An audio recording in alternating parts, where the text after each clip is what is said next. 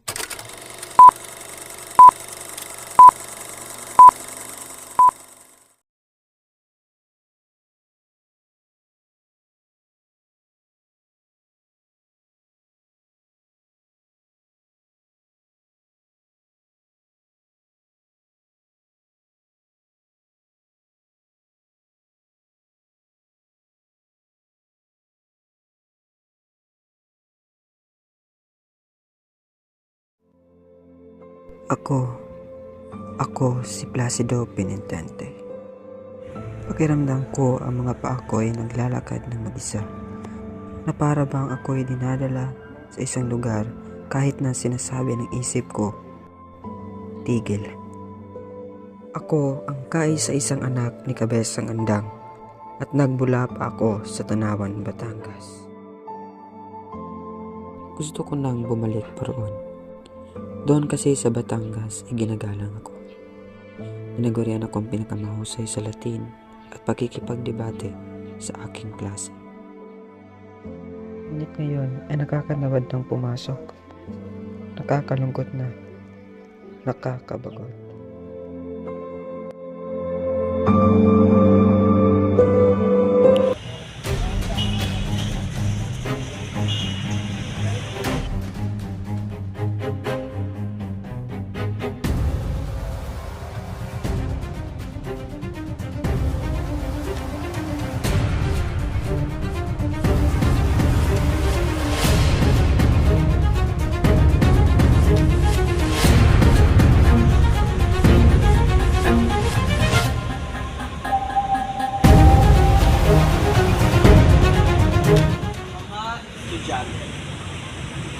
Sa pisika, matutunghayan natin ang mga lihim na likas na batas ng kalikasan.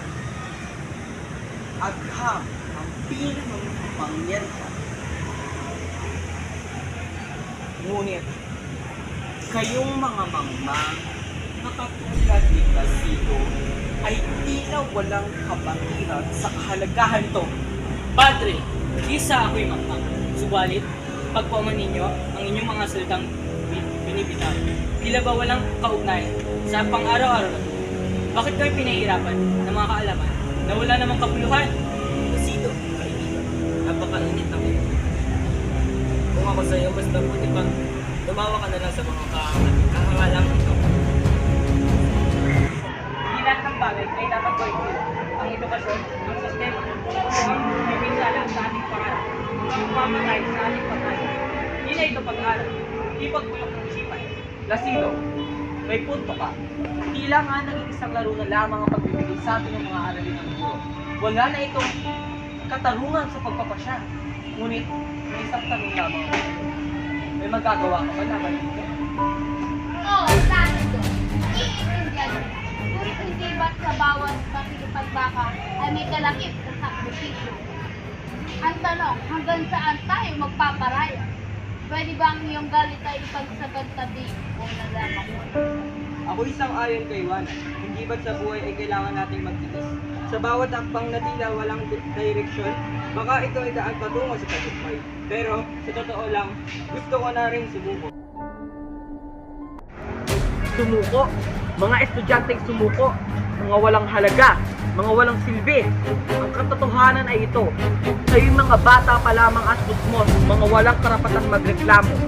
Ang pisika ay malawak at hindi ito kaya ng mga makikisig yung pag-uutak.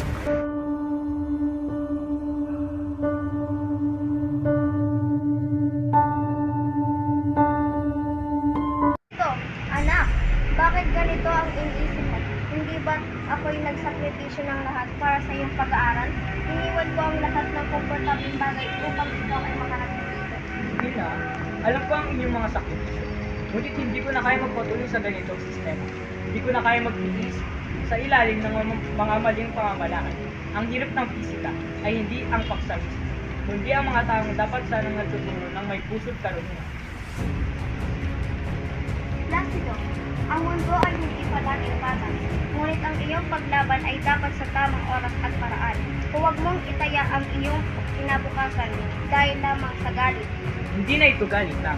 Ina, ito ay pagkanismo niya sa sistemang pinipilit tayong ihasik ang walang kabuluhan. Hindi ko na kaya magpanggap na ang edukasyong ito ay para sa akin. Ito'y kasinungalingan.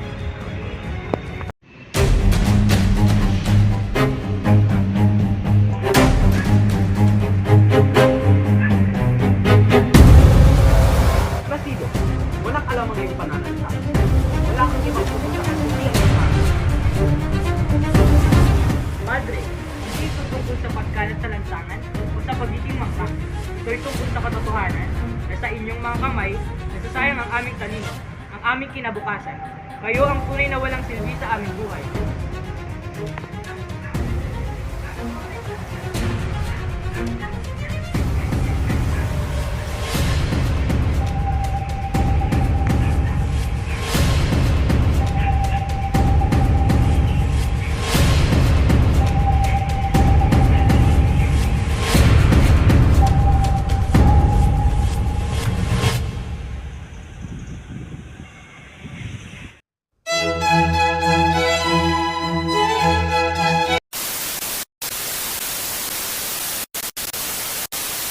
Placido, walang alam ang iyong pananalita.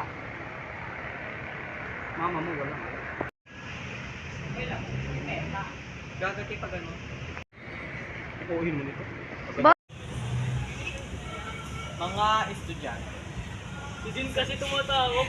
Hindi na ito pag-aaral, kundi pagkabulok ng isipan. Placido, oo, sumasang-ayon ako sa iyo. Tila nga ba naging isang laro na lang ang pag-ibig? Ilan ng bagay. Sa pawan. Ay, Start. Placido, anak, bakit ganito ang iyong pagkalitan?